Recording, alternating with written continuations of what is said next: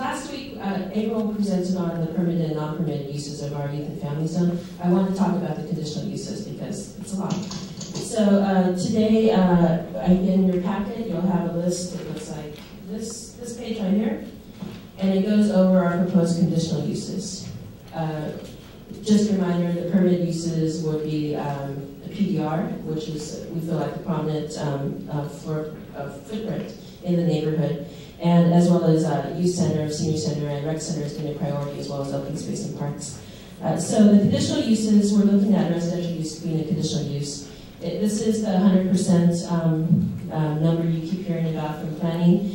We're looking at the area between Langton and Lapu-Lapu and Rizal, which is the alleys on either side of 7th and 4th Street. And then between Harrison, right before the bridge, up to Folsom, or sorry, Howard. This area in particular is a very important area within the neighborhood. There's been both redevelopment in this area, as well as, actually 2 redevelopment areas in this area, as well as a lot of local, individual, and indigenous support to rebuild the schools, to get the new Vicki Manala-Dre's Park, to also maintain all of our infrastructure for youth and families. So our proposal is a residential use as a conditional use, 100% affordability, meaning it would go from 0 to 120% AMI, as well as with an average of 60% per project, which seems like it's a good balance between the middle income that we're trying to achieve, as well as the getting the families out of the SROs, which is one of our major priorities.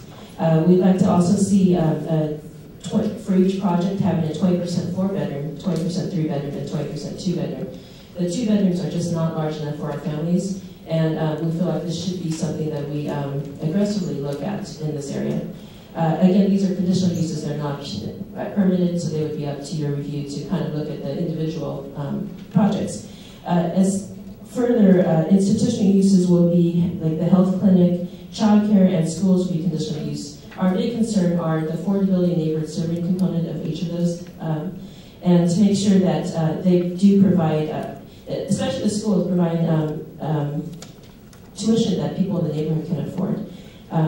Going on to retail, small retail, large retail, and franchise we can talk about. Large fast food, nighttime entertainment, amusement, arcade, theaters, and home and business services, arts activities. These are all areas that previous planning codes have kind of addressed. We would like these to be conditional use based on some neighborhood components, neighborhood priorities. Youth and family and senior serving are very important for us. To make these characteristics in here would be important. We'd also want there to be a local hiring and job, and especially a job training component to all of these. And that should be part of the plan review, maybe to have that box so that there is a local hire aspect to this written into the code. Same with offices and parking. I think families do need parking, but I think we need to look at the character of it and how it fits into the neighborhood. So those are things to look at as well. And character, I mean, affordability is one of the main characters. Also, green industries and digital media, I think, are very important to look at as job training, but the job training has to be there to get people into these. The digital divide is just too large right now, and a lot of people can't even get to pre-apprenticeship programs, let alone apprenticeship programs. So we need to really think about how to connect people from where they're at to these opportunities.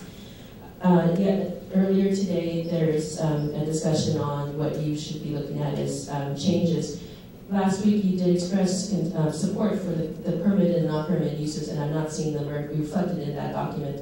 I would like you, at least if you're going to consider supporting that, to look at adopting those. But these, I think we really want to talk to you more about. We really think this isn't time. We're talking about 9% of the land base of all of Soma. This is not that aggressive considering all the other rezoning that's happening in our neighborhood.